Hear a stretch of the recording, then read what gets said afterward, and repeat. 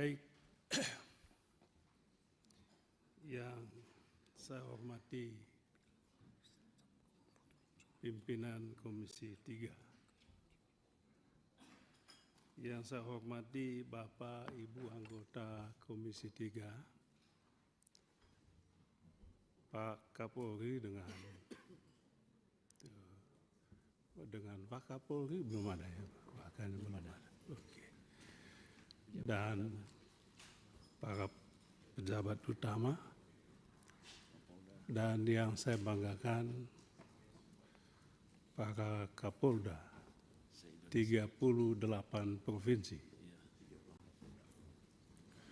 Saya sebetulnya pimpinan tidak bermaksud untuk mengajukan pertanyaan,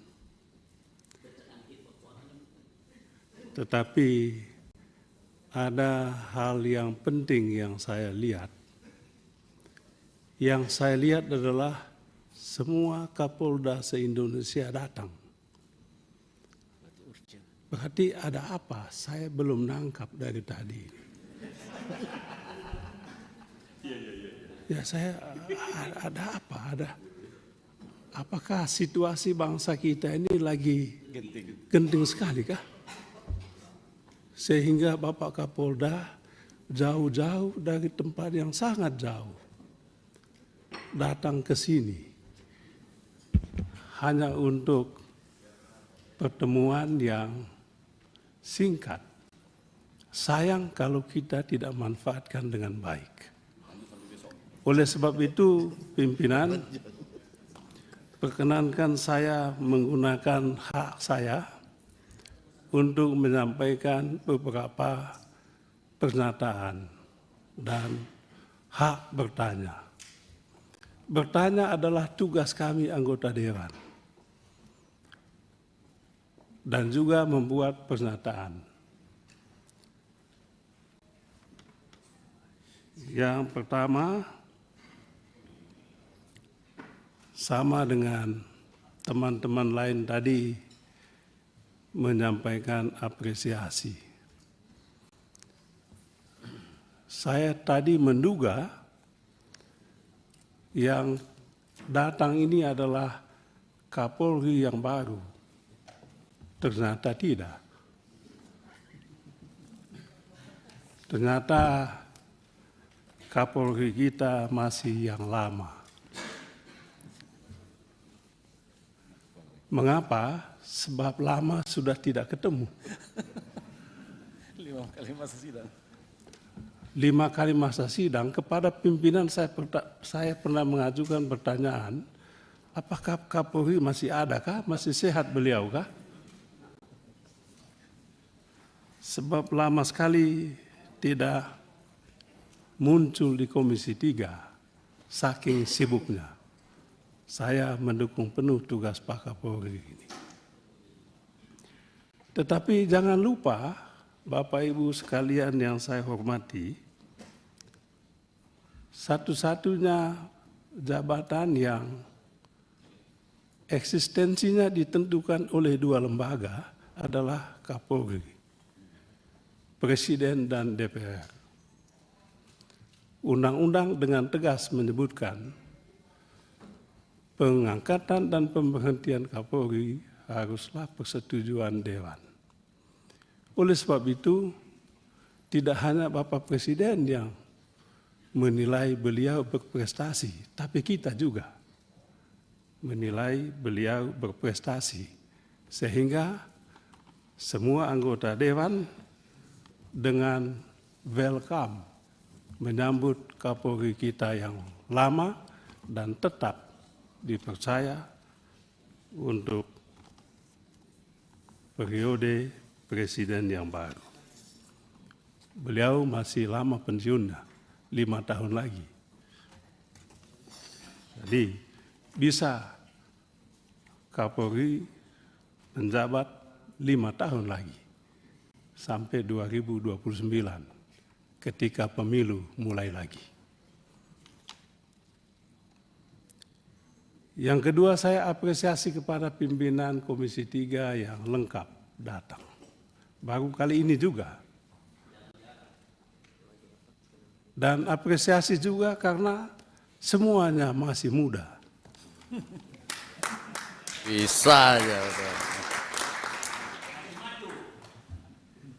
Luar biasa. Selanjutnya saya ingin bertanya Pak Kapolri. Bapak Presiden Prabowo dengan tegas meminta judi online dibasmi habis-habisan. Tetapi sedikit juga disampaikan bahwa judi online tidak mungkin tumbuh berkembang kalau tidak ada yang membackingi.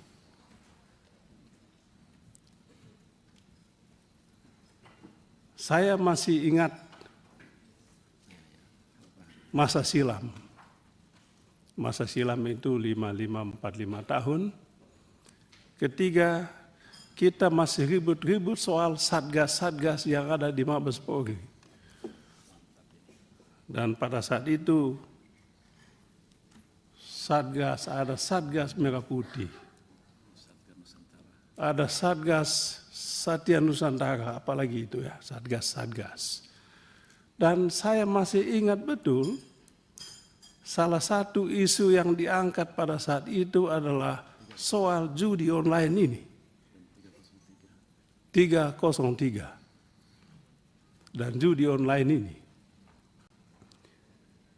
Nah, kalau pada saat ini judi online ini fokusnya pada Kemenkom Info, maka menurut saya fokus yang kedua adalah di Mabes Polri. Apakah Pak Kapolri siap membersihkan institusi kepolisian dari oknum-oknum yang membackingi judi online ini? Saya rasa kalau saat ini semua Kapolda datang, mungkin tidak salah kalau pada saat ini membuat semacam resolusi Mabes Polri untuk membasmi judi online ini. Bagaimana membasminya, bagaimana penegakan hukum, persis yang tadi disampaikan oleh yang terhormat Saudara Suding. Tidak begitu sulit untuk menangkap di Kemenkom Info itu. Yang bikin sulit adalah kemauan. Apakah ada kemauan? Ada kemauan. Yang sulit yang kedua adalah apakah ada keberanian? Dua hal ini. Saya yakin, saya percaya Pak Kapolri. Dia punya kemauan, kemampuan, keberanian juga. Tapi saya takut sekali yang dihadapi adalah tembok. Oleh sebab itu, dalam bacaan saya tadi, kalau semua Pak Kapolda dikumpulkan saat ini, sebetulnya Bapak Kapolri sedang membangun kekuatan untuk merobohkan tembok itu. Pak Kapolri lakukan itu. Kami tadi bahas internal ini, teman-teman menyatakan siap mendukung. Libas itu Bapak. Lalu Pak Suding tadi bilang, jangan lupa kalau Kemenkom Infonya dilibas, bagaimana teman-teman di Mabes? Itu juga masalah. Saya yakin Pak Listio juga, Pak Kapolri, mohon maaf saya sebut nama, Pak Kapolri juga punya kemampuan dan keberanian untuk itu. Kami siap mendukung penuh itu Pak. Walaupun partai kami Demokrat suaranya sedikit, kursinya sedikit kali ini, kami sepenuhnya mendukung langkah Bapak. Dan kalau Bapak Presiden berkenan, lanjutkanlah Bapak jadi Kapolri ini. Banyak prestasi kita harus akui, tapi saya tidak mau mengungkapkan prestasi terlalu. Saya rasa Bapak tidak butuh pujian. Yang dibutuhkan adalah pujian rakyat, dan hasil survei memang membuktikan bahwa prestasi yang Bapak ukir selama Bapak memimpin institusi ini luar biasa. Bahwa ada masalah 1-2 itu biasa. Ujian Bapak adalah ini. Saya rasa semua orang sudah tahu siapa tokoh di Kemenkominfo itu. Periksa Pak, enggak usah takut. Ya walaupun teman kan Bapak Kapolri sendiri, saya masih ingat. Begitu kita fit and proper test, saya jadi Kapolri dengan satu saya punya komitmen, janji, tegakkan hukum secara adil. Jangan hukum tajam ke orang kecil, tetapi lumpuh ke yang punya kekuasaan, apakah kuasa duit maupun kuasa politik. Presiden Prabowo menegaskan, ancaman utama kita adalah kuasa uang. Dan kuasa uang ini yang membuat institusi penegak hukum lumpuh. Saya yakin Bapak siap dan punya keberanian untuk itu. Yang kedua, saya ingin bertanya, Pak. Sebetulnya sudah lama saya ingin sekali menyampaikan ini, tapi itu tadi tidak ada rapat untuk saya sampaikan pertanyaan ini. Kalau pertanyaan itu saya tulis di media sosial, nanti saya dituduh melakukan provokasi atau mungkin memfitnah. Pertanyaan saya adalah, pada saat Kejaksaan Agung menangani kasus timah, pada saat Kejaksaan Agung menangani kasus timah, Mabes Polri memobilisasi kekuatan untuk melawan kejaksaan. Pertanyaan saya, ada apa Bapak?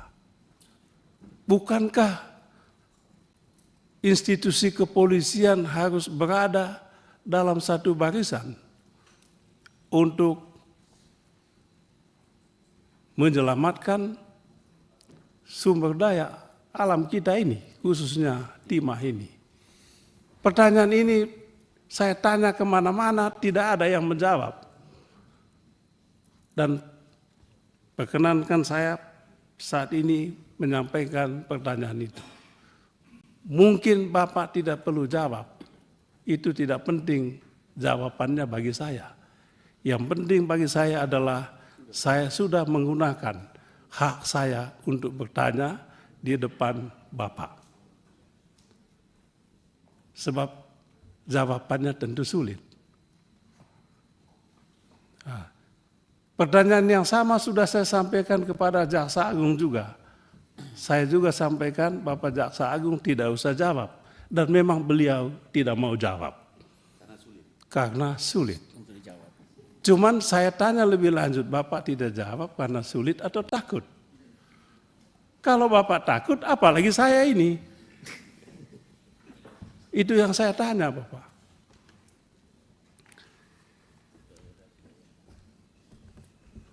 Itu dua pertanyaan yang ingin saya sampaikan kepada Pak Kapolri, dan saya tadi mengikuti sedikit Pak pertanyaan paparan Bapak ini.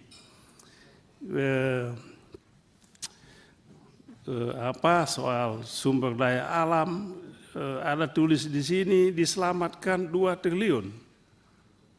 Saya tanya, ini bagaimana tiba-tiba sampai di angka 2 triliun itu ya. Potensi, ya apapun lah potensi. Potensi diselamatkan itu bagaimana merumuskannya? Kalau saya ditanya orang juga, saya tentu harus mengetahui bagaimana saya menjawab. Di sini ditulis potensi, ya oke, potensi, tapi bagaimana tiba-tiba di angka itu? Apakah ada ilmunya menetapkan satu angka untuk potensi kerugian negara di sektor sumber daya alam ini? Saya rasa ini saja yang bisa saya sampaikan pada kesempatan ini. Mudah-mudahan ada manfaatnya untuk kita semua. Sekian dan terima kasih. Bentar Pak Martin, silakan. Terima kasih. Ini Pak Tandra ya. Saya perpanjang dulu Pak, ya setengah jam sampai terakhir ya teman-teman ya. Minta tolong kebijaksanaan kita semua. Pak Kapolri masih ada closing statement juga ya. Terakhir setengah jam kita tambah. Pimpinan Komisi 3 dan